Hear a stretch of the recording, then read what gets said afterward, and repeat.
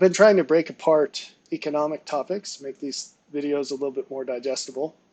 I want to specifically talk about the effects of economic changes that are happening and that will continue to happen, um, their effect on families. So, um, if you have children, then you've noticed that there's an outsized effect of food inflation on your budget compared to somebody without children. And that's significant. Or clothing. Any of these costs that kids have, if you have kids in diapers, I feel for you. You basically need a second mortgage to afford to change your kid. So these are things that we're taking. Actually, diapers, this is a side note, diapers are a wonderful example of this bait and switch practice that happens with modern technology. So you get something like a diaper, but it's probably pathetic to talk about that like technology, but it is technology. People used to use cloth and they'd wash them. And it would be a lot of work to wash cloth diapers. And well, if you have a washing machine and a dryer at home, all of a sudden it becomes much more convenient. Well, that's great. You don't have to go to a laundromat, and before that you had to wash them by hand. So then comes along disposable diapers, and there's a huge cost with this environmentally, but boy, is that convenient. You just take off the diaper and throw it away. You don't have to wash anything. Just put on a new diaper. Well, that's great when the economy is booming and there's tons of surplus and diapers are dirt cheap. But diapers get more expensive over time. And so now they cost a fortune. And a lot more people are looking at diapers and saying, I think the cloth was better. Because comparatively with cost, and they have some kind of newfangled cloth diapers that are easier to put on and everything, maybe it's a better idea. And so a lot of people are going to cloth diapers and they're saving tons of money in doing it. You will see much more reversion of technology in that regard. You'll see a lot more people saying, oh, it used to be this huge schlep to can your own vegetables, but maybe we're going to do that because it turns out it's cheaper or whatever. That's you're going to see these changes. Maybe I'm going to ride a bicycle to work because it's actually way less expensive, and it's worth the cost difference now. It wasn't worth it before, but now it is. Or let's switch over to an insurance plan that doesn't have prescription coverage because we thought that would be worth it and now it's not anymore, or whatever. There are many, many, many different versions of this. Let's switch to having one car, whatever.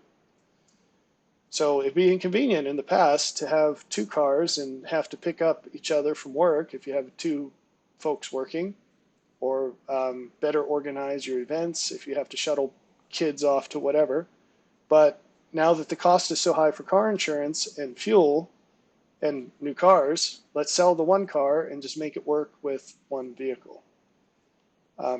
So you'll see that. But anyway, that's not the point of this video, sorry.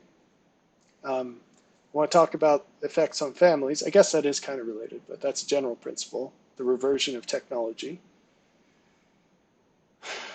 So you've been disproportionately affected by inflation and shortages. Inflation is kind of obvious. If you have 5 people in your house and things go up, food and clothing and all that goes up by 10%, that's 10% times 5 people, not 10% times one person or two. And so your single or dual income has to absorb a much greater increase in cost. So shortages are a thing too. You saw this in COVID, and this is one of those great, the writing's on the wall, the forms are already in place. Now you get to use your imagination on how they will use it or how it will be seen in the future in more extensive ways. So during COVID, when there were shortages, you'd see signs up that says limit X per person. There was no allowance for the size of your family. Now, why is this troubling? Why should this worry you? Well, you shouldn't be troubled. You shouldn't be worried if you trust God, but you should be prepared. And why should this give you reason to be prepared? Well, one, those shortages are going to come back, and eventually they're going to come back and not go away again. We're in the phase where they come and go kind of routinely at this point. There used to be a good reason, and now there's not a good reason. It just happens You go to the store and there's no chicken, and you're like, what the heck? Or there's no random like laundry detergent or something. And there's no explanation and no one cares. People just go on with their life when this is actually showing some systemic shortcomings that should be concerning to people, and people should prepare for them. And some, excuse me, and some are. But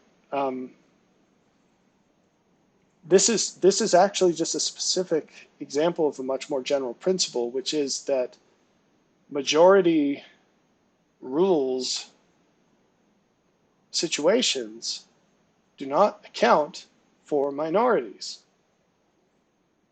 So it turns out that as fewer people have kids, and as fewer people have a lot of kids, the people who have kids and people who have a lot of kids will find themselves outside of or on the wrong side of policy.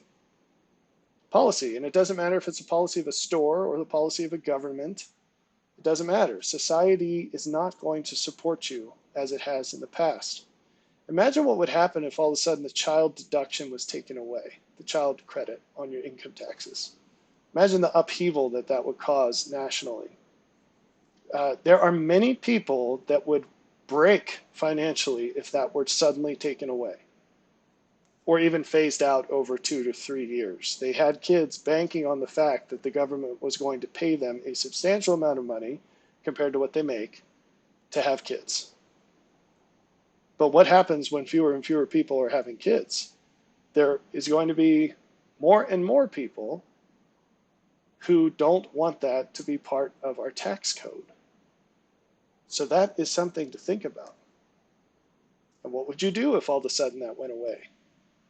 And there are people on the opposite side of the economic spectrum who would be hurt badly in a different way, because they would lose tremendous write-offs that they have right now. So there are people who get the money who didn't make the money, and there are people who made the money who get to keep the money. And both of those would go away.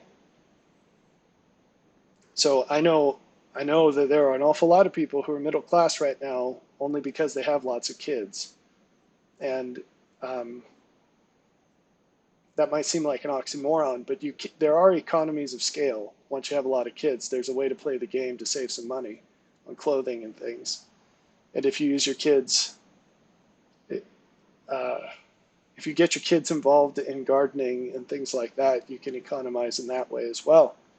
And everybody wins. But I know a lot of people who are middle class right now, and if they lost their write-offs for their children, they would be lower class, not middle class. Anyway, so economic effects on families as the bottom drops out of the economy, as it's already doing, you're going to see some crazy changes. We already sort of scratched the surface on fewer kids, but you will see people having fewer children. You see prominently, you see people all over the place saying, I'd like to have kids and I can't afford to. There's no way we can do that. We can't pay the bills as is. Or we don't have any place to live. If we have a child, there's no place to put it. We live in a studio apartment. You're also seeing fewer marriages. For monetary reasons, people aren't getting married. But that's not the only reason, but this is one of the reasons fewer people are getting married.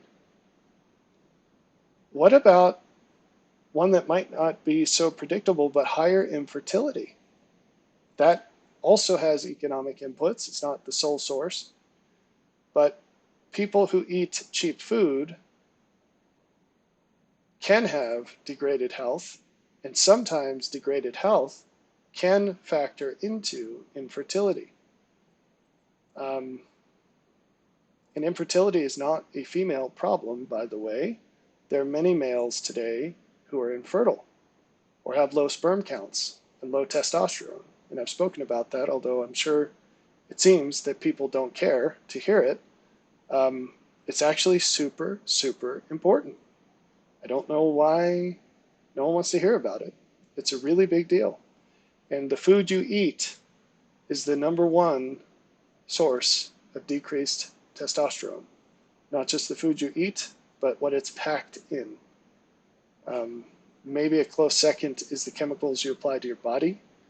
I suppose. This is from researchers in the field. That's their best guess. It's also in the water you drink. So if you're in a place that's not on a well, and guess what? All of these things are correlated to money. All of them.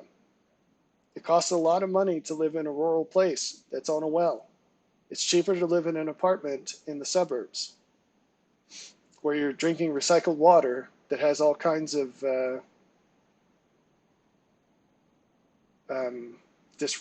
hormone disrupting chemicals in it.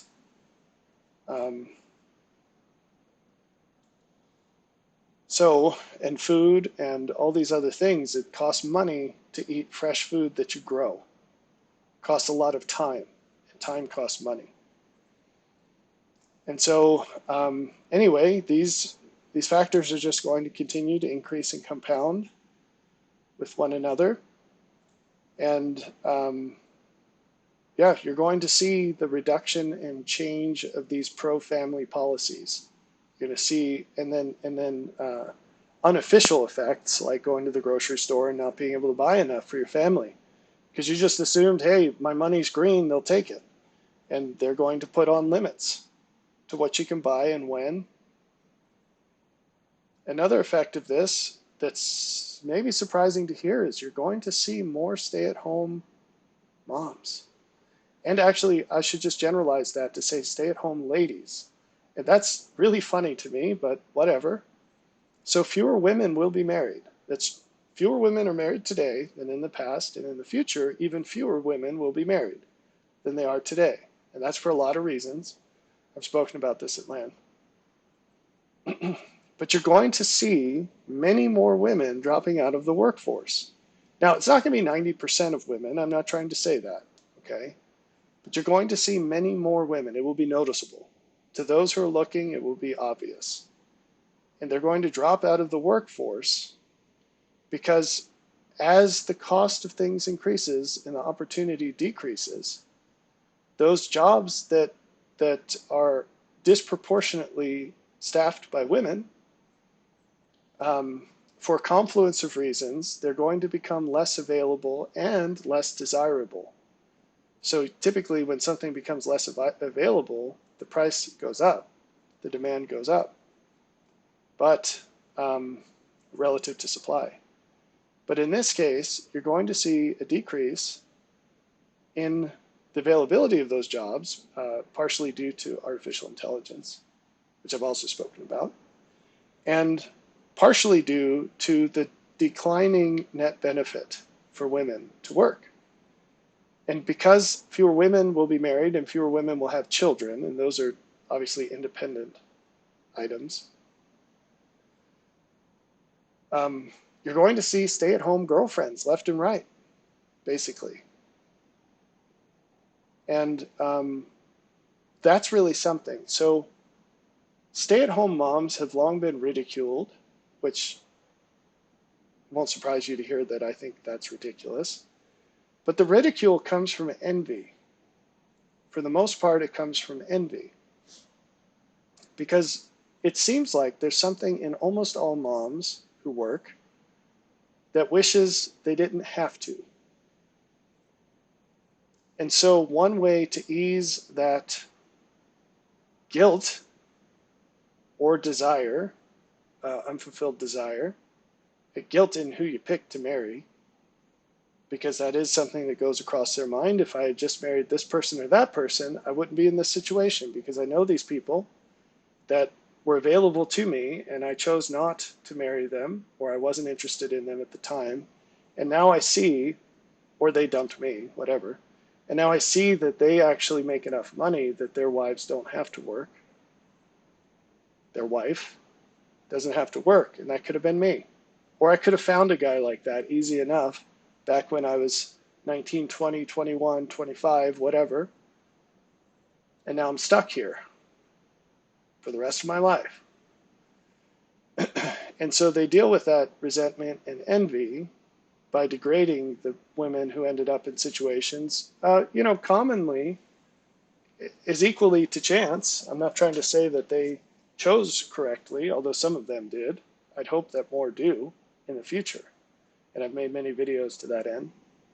try to help spread that awareness, and I hope you do what you can to spread that awareness. But anyway, you will see increased envy and resentment towards women who have the opportunity to stay at home, especially to the ones that don't have kids. Because when you're a stay-at-home mom, you've got all kinds of things to do. Now you can farm out, there are less nice ways of saying that. You can farm out the responsibility to teach your kids to public schools. You can farm out the responsibility to cook your meals to ordering out or whatever, buying mostly cooked processed foods, whatever. You can even farm out cleaning your house to someone that you pay to do it.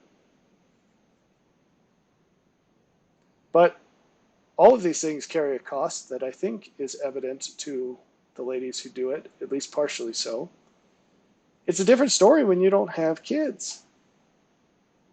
You are essentially getting an awful lot in exchange for an awful little. That's also a very nice way of putting it. But you're selling certain things in exchange for much more than you give. Much more than you give. I would say that is the case for every stay-at-home mom as well. So just multiply that many times over for those who, stay-at-home lady, stay-at-home mom, multiply that many times over for people who don't have kids, for ladies who don't have kids and they're stay-at-home